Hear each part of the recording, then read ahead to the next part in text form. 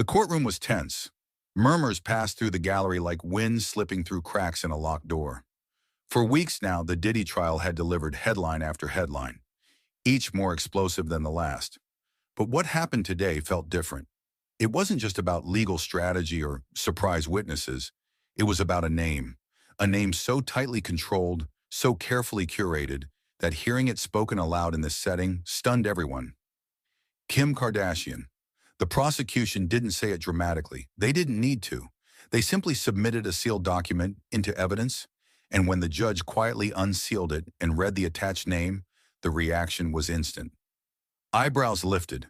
Pens stopped moving. Even the usually unshakable court sketch artist sat frozen, mid-line. And across the room at the defense table, Diddy shifted. For weeks he had sat stoic, untouchable, his expression carved in ice. But the moment Kim's name hit the air, something in him cracked, just for a second. A twitch in the jaw, a hard swallow, a glance at his attorney, whose face went pale beneath courtroom lighting. It wasn't just that Kim's name was mentioned, it was why. According to sources close to the investigation, the prosecution had uncovered an off-record encounter from nearly a decade ago, backstage at an award show where Diddy was headlining and Kim had presented. No formal complaint had ever been filed, no statement ever made. But what happened that night had been quietly passed around the industry like a ghost story, whispered by assistants, denied by publicists, never fully confirmed. Until now.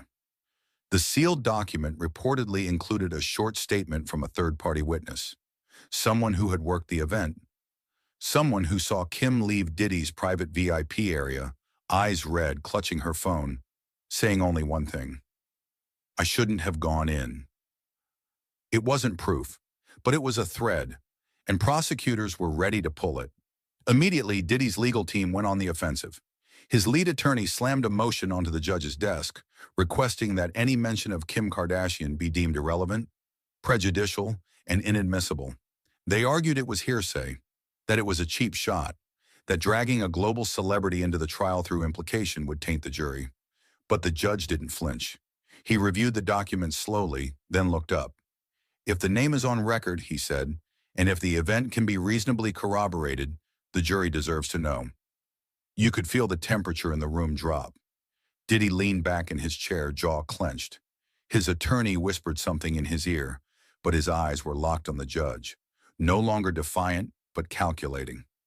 Backstage encounters, undocumented whispers, vague memories. They rarely hold up in court. But this trial wasn't following a script. It was evolving. It was devouring everything in its path. And now, for the first time, it was moving toward a woman the world had long believed was untouchable. Kim hadn't said a word publicly. Not yet. But the damage was already blooming. Because this wasn't just a name drop. It was a warning. Something had happened backstage, and the courtroom was now willing to ask, what exactly did she see, and why did she never speak about it until now? Before we dive deeper into this unforgettable story, make sure to like the video, subscribe to our channel, and hit the bell icon. That way you'll never miss another thought-provoking documentary just like this. Now let's get back to it. It was the 2016 Iconic Sound Awards, a night that dripped with glamour, lights, and perfectly polished egos. Kim Kardashian arrived with the grace of a queen. Her gown shimmered like liquid glass. Her smile was camera-ready, but behind it, she was tired. Not physically. Kim had mastered the art of sleepless perfection, but emotionally. She had just come off a string of controversies, and the last thing she needed was another rumor, another grainy headline, another story that could be spun and twisted into something she never intended. She wasn't supposed to stay long that night. Just present an award, take a few photos, then disappear out the back before the crowd turned restless. That was the plan, until a message came through, a quiet request. "Mr. Combs would like to say hello backstage." She read it twice. At first, she didn't react. Diddy wasn't a stranger. They'd crossed paths at countless events. They shared friends. They shared history, the kind that's common in Hollywood's golden circle, where everyone knows everyone and secrets travel faster than sound. But something about the timing felt off. Still, Kim nodded politely. Just a quick hello. She was led through a guarded hallway, past layers of event security and publicists with headsets. The deeper she went, the quieter it became, like walking into a storm's eye. Diddy's private area was roped off, shadowed by dark curtains. Only a few were allowed in: a stylist, a DJ, one security guard, and Diddy himself. He greeted her with a smile. Not wide, not fake. Just calm, cool, measured. Kim, he said, I'm glad you came. They exchanged pleasantries. She complimented his performance. He thanked her for presenting. But beneath the surface, something felt rehearsed, as if he wasn't just hosting, he was setting a stage. Kim had been in enough rooms to know when a vibe shifts, and here it shifted quickly. Diddy leaned in closer. His voice dropped.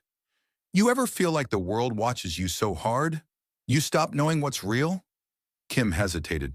Sometimes. He smiled at that. But it wasn't the kind of smile that warms a room. It was the kind that tightens it. Then came the sentence. Some of us, we're protected, he said. We build things around us. Layers, silence, control.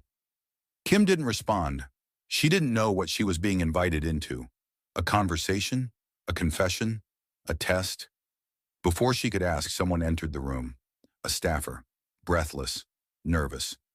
They're asking for Kim. She's needed on stage. She turned relieved, but as she moved toward the door, Diddy called out one last thing. You're smart to go now. Not everyone knows when to leave. It wasn't a threat. It wasn't a compliment. It was something else, something she couldn't name.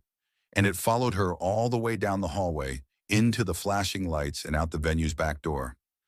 That night, Kim didn't mention it to anyone. Not her stylist, not her team, not even Kanye.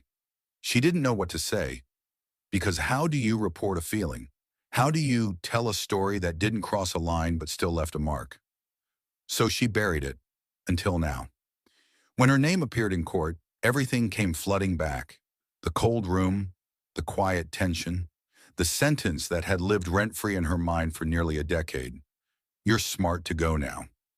And now with the photo surfacing, with a third-party witness confirming her discomfort, with the entire world watching this trial unfold like a slow-motion collapse, Kim had a choice: stay silent, or finally confirm that what she felt that night wasn't paranoia, it was instinct.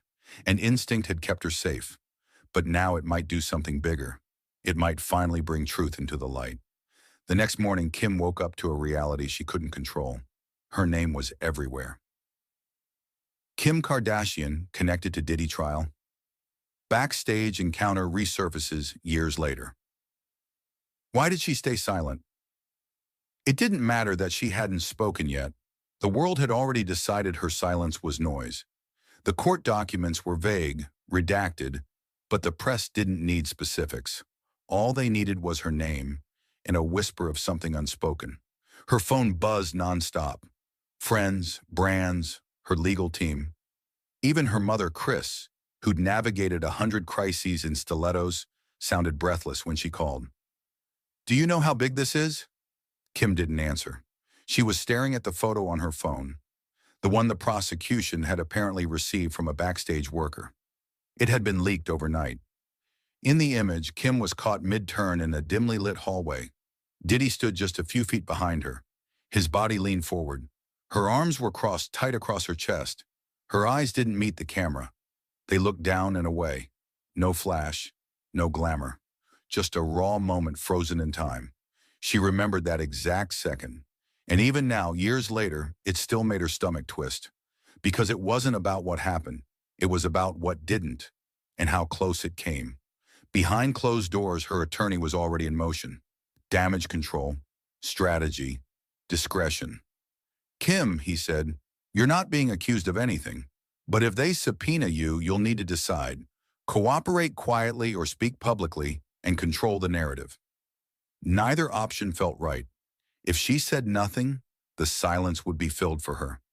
If she said something, it could reshape the trial and her life.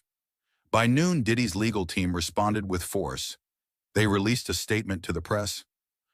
Attempts to drag unrelated public figures into this case are reckless and defamatory. Mr. Combs has no memory of the alleged backstage encounter, and any claims to the contrary are false and driven by media hysteria. It was swift, cold, surgical, but beneath the confidence, the cracks were showing. Inside the courtroom, Diddy was restless. He spoke more urgently to his attorneys. He checked his phone more often. He had controlled narratives his entire career. Music, business, image. But this was different, because Kim wasn't just famous. She was untouchable. And if someone like her, someone who had built an empire on controlling her story, was now on the edge of losing control, what did that mean for everyone else? The prosecution saw the opening. They didn't accuse. They didn't grandstand. They simply let the story breathe. Let the image circulate. Let the jury wonder why someone as powerful and calculated as Kim Kardashian looked so out of place in that photo, and why Diddy, who had denied so much, was once again connected to something too quiet, too familiar, too haunting. By evening, social media was ablaze. Old interviews resurfaced, red carpet clips, paparazzi videos showing Kim looking visibly uncomfortable near Diddy at past events. Pieces of a puzzle that no one had tried to put together until now. And while Kim hadn't yet broken her silence, she was thinking about it. Because this wasn't a headline she could hide from. This was a mirror. And in that mirror, she saw a version of herself she had locked away, not because she was afraid, but because she had been taught that some rooms just weren't meant to be entered. But maybe the courtroom was one of them. And maybe this time, she wouldn't leave quietly. Court was already in session when Diddy's lead attorney made his move. He rose from the defense table with a confidence that felt more forced than natural. His voice cut through the room like a blade, formal and rehearsed. Your Honor, the defense respectfully requests a motion to suppress any and all references to Miss Kimberly Kardashian in this trial. She is not listed as a formal witness. She has not accused my client of any wrongdoing, and her name is being used by the prosecution to inflame public interest and prejudice the jury. There it was, the legal attempt to slam the door shut before it could even open. The judge looked over his glasses, quiet and unreadable. The courtroom held its breath. Prosecutors stood slowly, not reacting to the drama, but calmly placing a thick file on the table before them. Your Honor, the lead prosecutor said, this is not a media stunt. The name surfaced because the encounter connects directly to a pattern we're establishing. While Ms. Kardashian has not alleged criminal misconduct, her interaction with the defendant shows an unmistakable behavioral consistency, one that the jury deserves to hear. The judge leaned back in his chair. Does she intend to testify? He asked. The prosecution hesitated, then offered a measured reply. We have not yet issued a subpoena, but she has submitted a signed, sealed statement, and we have corroborating support from a third-party witness. That was the moment the courtroom shifted, because up until now, Kim Kardashian's name had existed as a cloud over the proceedings, powerful but vague. But a sealed statement, that meant she had spoken, on record, under legal advisement, and the jury wasn't going to forget that. Diddy's lawyer grew more aggressive. This is trial by implication, Your Honor. This is reputation assassination by association. If every woman who's ever been in the same room with my client is suddenly relevant, then this isn't a courtroom. It's a circus. But the prosecutor fired back louder now. Then why did your client go to such lengths to keep her out of it? Silence. Tense. Thick. The judge tapped his gavel once, not to silence them, but to settle the room. I will allow the statement to remain in the record, he said slowly. The jury will determine its weight. This court will not erase the presence of a verified moment simply because it's inconvenient. Diddy didn't move. He stared forward, lips pressed into a thin line, one hand gripping the arm of his chair hard enough to show tension through the knuckles. Behind him, his legal team looked rattled. For the first time, they didn't have control of the narrative. They were responding, not leading. Outside the courthouse, the media went into a frenzy. Paparazzi crowded the sidewalk. News anchors scrambled to update their teleprompters. Online, the hashtag surged, # Kim testified, #, Diddy files, #, Backstage truth. But inside, it wasn't just the jury who was leaning in now. It was the entire courtroom. The statement wasn't read aloud yet, but just knowing it existed had power. It meant Kim had remembered that night too. It meant her silence wasn't forgetfulness. It was caution. And now that caution had turned into record. Later that afternoon, a witness took the stand. The same backstage photographer who had come forward anonymously just days earlier. He looked nervous, clutching a manila folder like a lifeline. When asked if he remembered the night Kim left Diddy's lounge, he nodded. She looked shaken, he said quietly. I was told not to take photos, but I had already taken one. I didn't delete it. The prosecutor asked what happened next. I was approached by someone, a man. I don't know his name. He said, you didn't see anything. You don't want to lose your job over one click. The courtroom tightened. Jurors shifted in their seats. One leaned forward, arms folded, locked in. Why didn't you come forward earlier? The prosecutor asked. The photographer's hands trembled slightly. Because I didn't think anyone would believe me. Until now. There it was. Validation. A timeline. A thread connecting Kim's memory to a real moment captured and now confirmed. And as the court adjourned for the day, Diddy remained seated longer than usual. He didn't speak.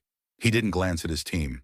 Because no matter how hard his attorneys fought to keep Kim Kardashian out of that courtroom, she was already in it. And her presence, even in silence, was shifting the ground beneath his feet. The courthouse doors hadn't even opened the next morning when the whispers started. Not from journalists, not from camera crews, but from inside the building. Among clerks, aides, even a few junior attorneys loitering near the metal detectors, checking their phones like addicts waiting for a fix. A document had leaked. It wasn't the full thing, just a few lines. A screenshot of what appeared to be Kim Kardashian's signed statement, submitted under seal just 48 hours earlier. The lines weren't damning, but they didn't need to be. I entered Mr. Combs' backstage suite alone.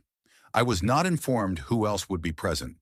After several minutes of conversation, I felt deeply uncomfortable and chose to leave. I have never spoken publicly about this moment, but I remember the feeling clearly. I knew I had to go.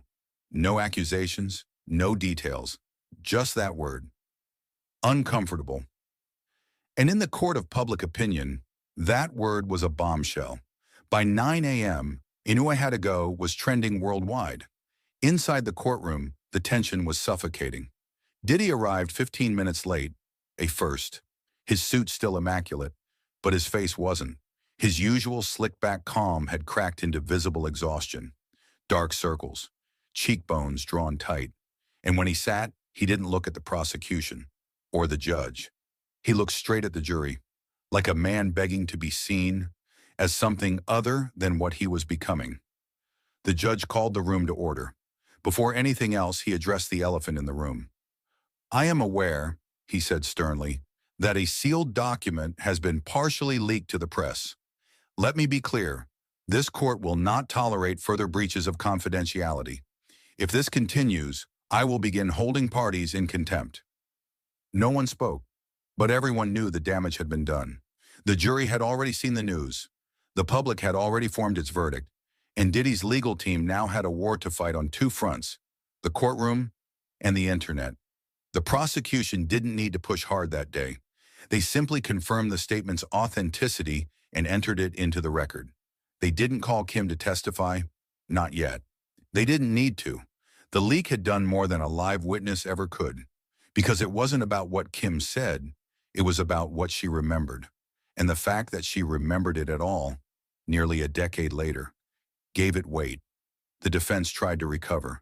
They leaned into technicalities, chain of custody, relevance, emotional manipulation.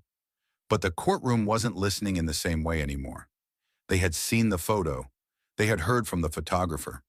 Now they had her words, simple, steady, and honest. Diddy's team knew what was coming next. They requested another closed session with the judge, off the record. Rumors swirled that they were preparing a preemptive motion to prevent Kim from being subpoenaed for live testimony. Others said they were working behind the scenes to negotiate a limited testimony, carefully worded, carefully timed, carefully controlled. But it didn't matter, because the control was already gone. Later that afternoon, as court adjourned early due to a scheduling delay, a reporter caught Kim exiting her office building in Los Angeles. She didn't speak. She didn't pose. She walked straight to a waiting SUV, surrounded by private security. But before the door closed, a camera caught it. A single glance back. No smile, no fear, just resolve. And that one look, quiet, unguarded, real, told the world exactly what it needed to hear. She wasn't going to stay silent anymore.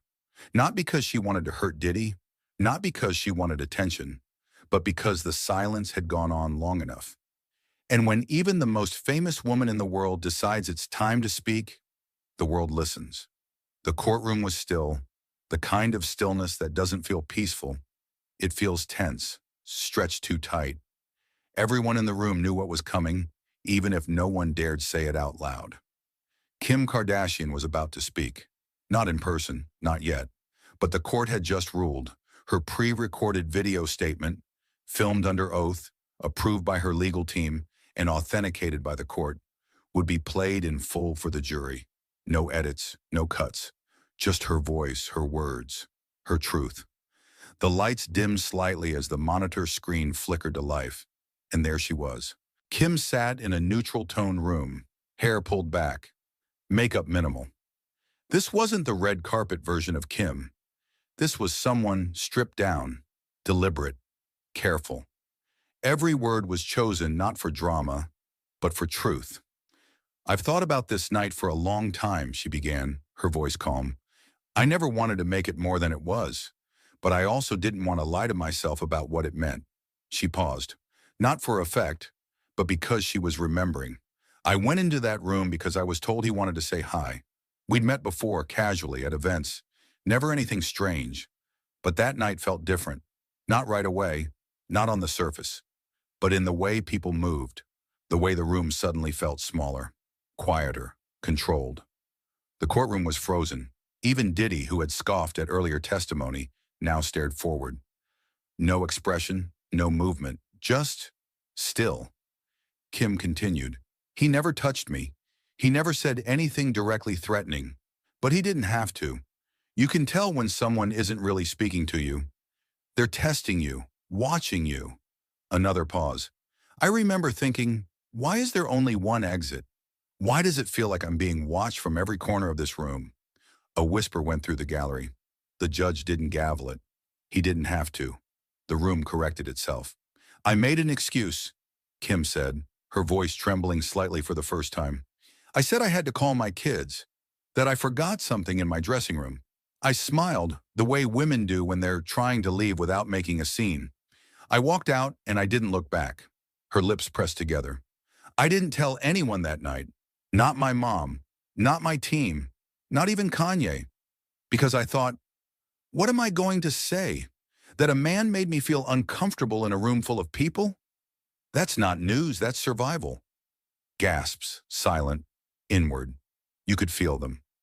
"I'm not here to accuse. I'm here to confirm.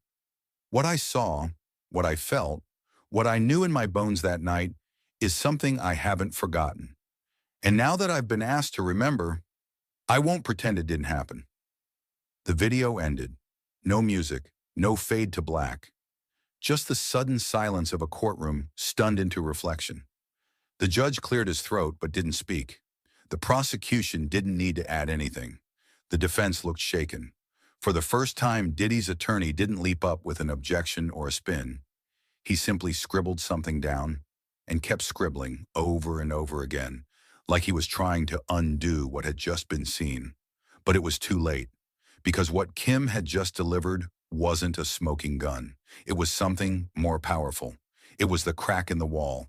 And once a crack appears, it doesn't matter how strong the foundation used to be. Everything starts to shake. The aftermath of Kim's video statement wasn't just felt inside the courtroom.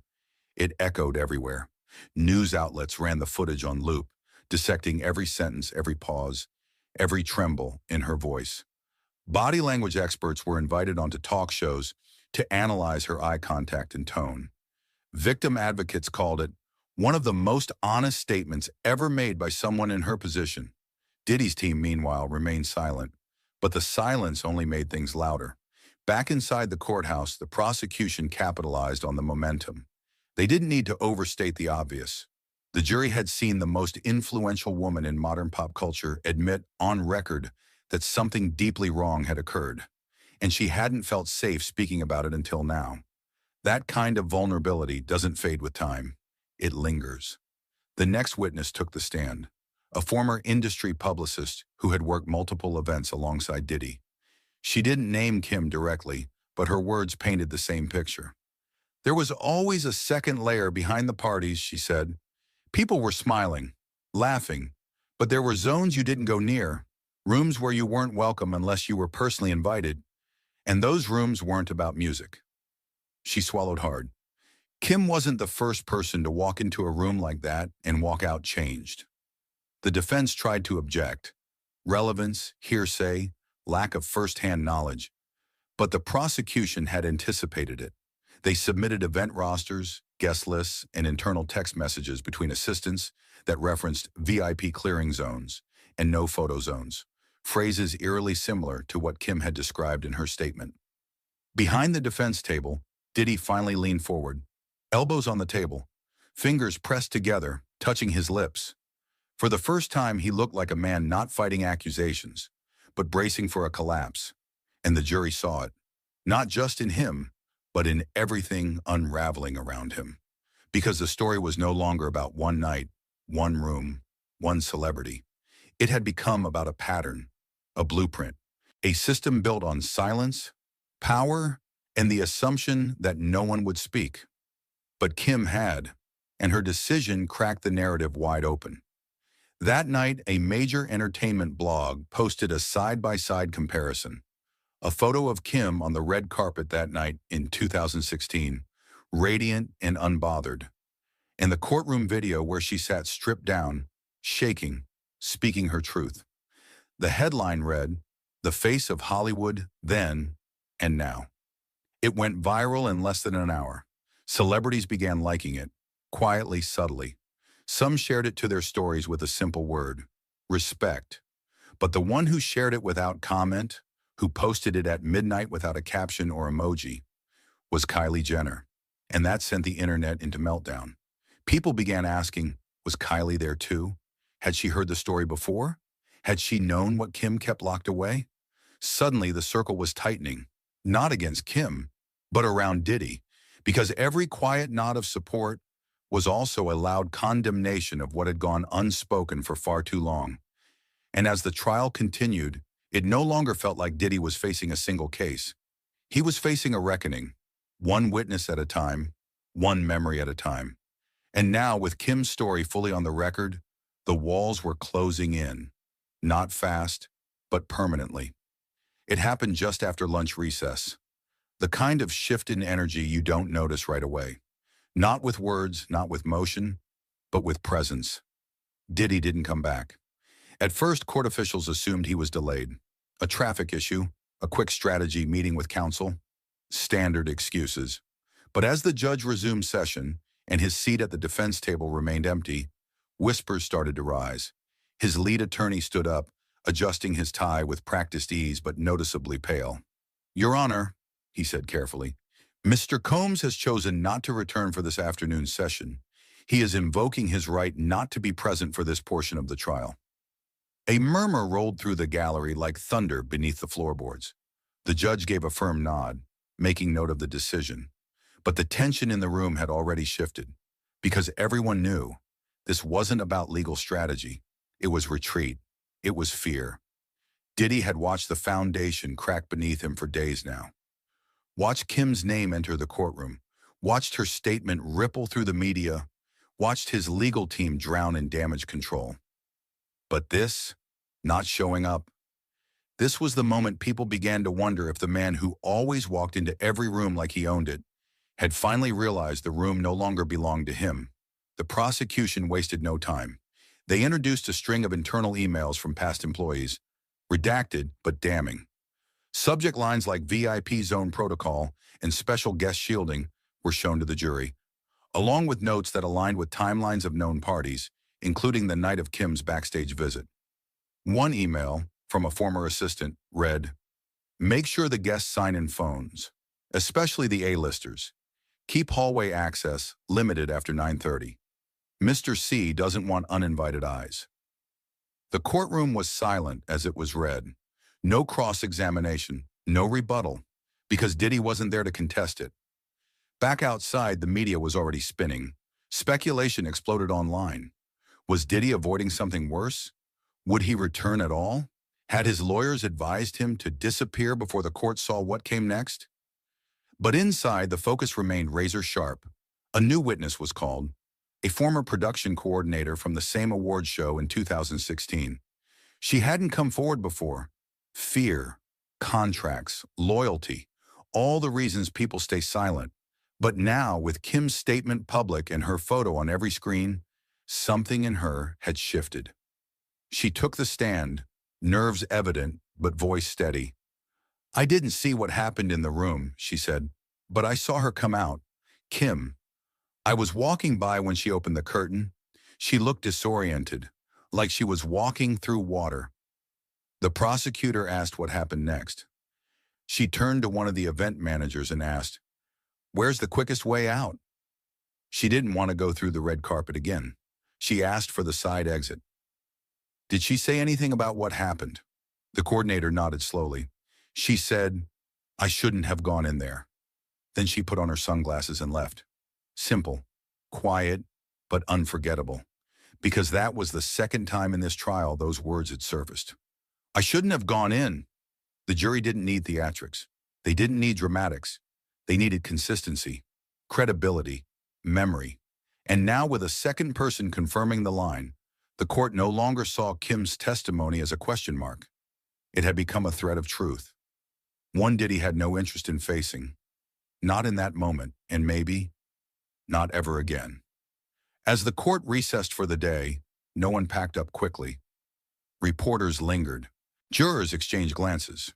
Even the judge remained seated longer than usual, because it had become undeniably clear Diddy was losing control, not just of the narrative, but of his defense, his allies, his legacy.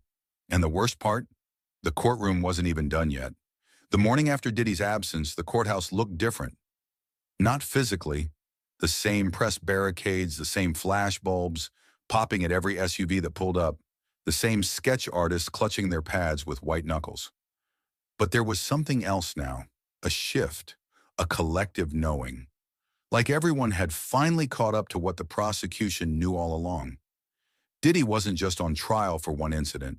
He was on trial for a culture he helped create and protect.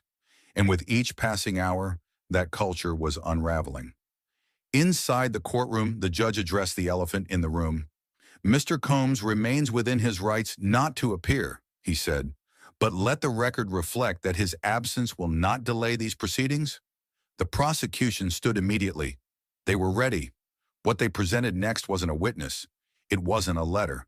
It was a series of security logs, award shows, industry events, charity galas, all spanning over a decade.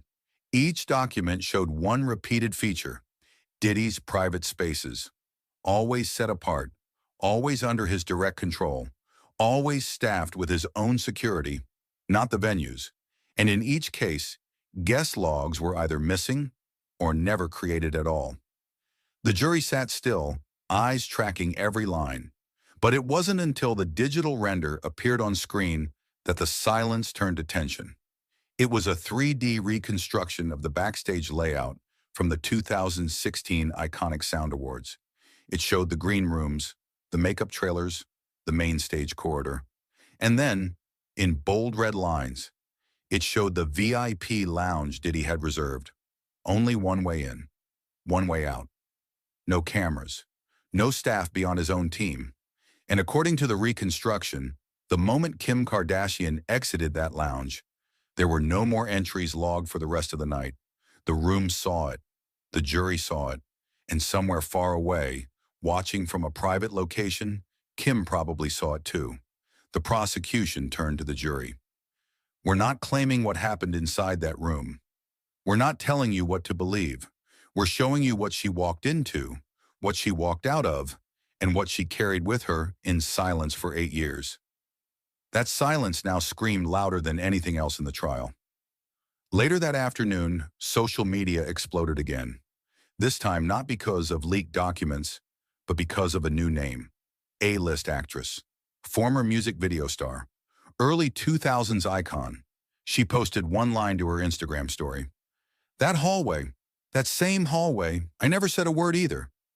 No photo, no explanation, just that. And the world understood immediately. Another voice, another piece, another memory that refused to stay buried. The internet dubbed it the Quiet Reckoning. A flood of subtle posts from women in the entertainment world, all cryptic, but all unmistakably connected. For years, Diddy had built an image of charisma, power, generosity, but now that image was collapsing under the weight of memories that had never been given room to breathe. Inside the courtroom, the mood was suffocating. Even the defense team looked resigned. Their cross-examinations had lost their sting. Their objections came less frequently. They'd gone from defending a man to managing a legacy, and that legacy was burning. Reporters outside began whispering about sealed indictments, about federal investigations quietly reopening, about former employees getting cold calls from people they hadn't heard from in years. Because it was no longer about guilt beyond a reasonable doubt. It was about exposure. Kim Kardashian hadn't even taken the stand in person, but her presence was everywhere. In documents, in memories, in the way the jury now looked at every new piece of evidence with sharper eyes. She had not accused.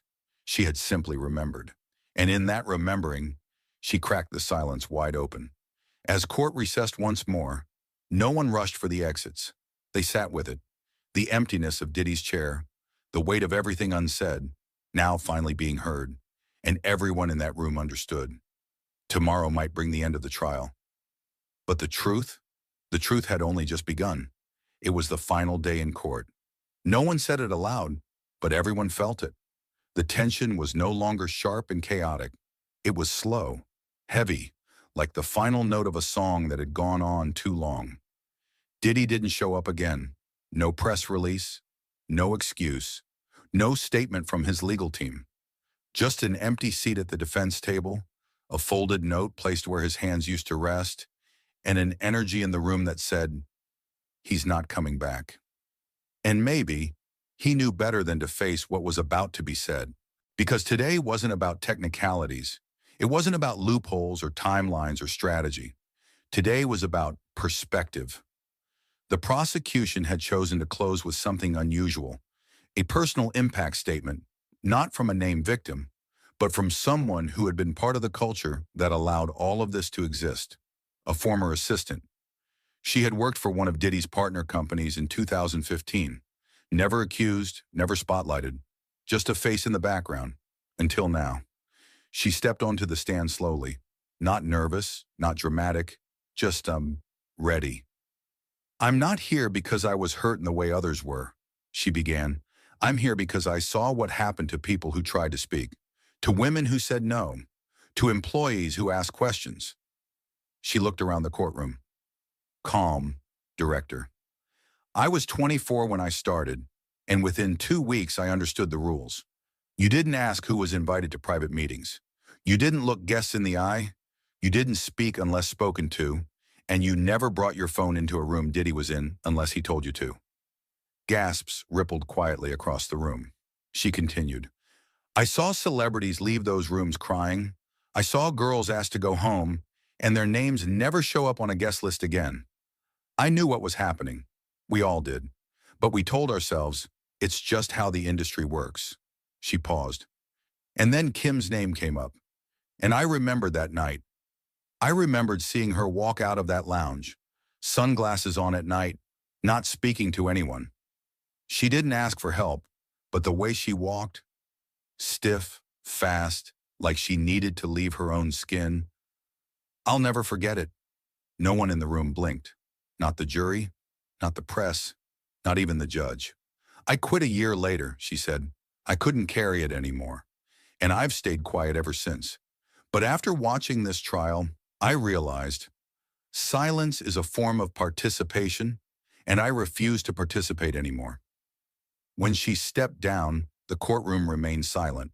No cross, no objections, no interruptions, because there was nothing left to argue. The jury began deliberations. Hours passed, then word spread. A verdict wouldn't come today. Too much to review, too many layers. But that didn't matter, because something had already been decided, not by law, but by truth. Diddy's name, once synonymous with untouchable power, had been peeled back layer by layer. What remained wasn't just legal vulnerability, it was moral exposure. Kim never returned to court. She didn't need to. Her words echoed long after the video ended. And outside the courthouse, the signs told a new story, till we believe her. Silence is over. More will speak. This wasn't about one man anymore. This was about the rooms we pretend not to see, the parties we glamorize without question, the voices that go quiet, not because they forget, but because they remember too well. And now, one by one, they are choosing to speak. And the world, it's finally choosing to listen.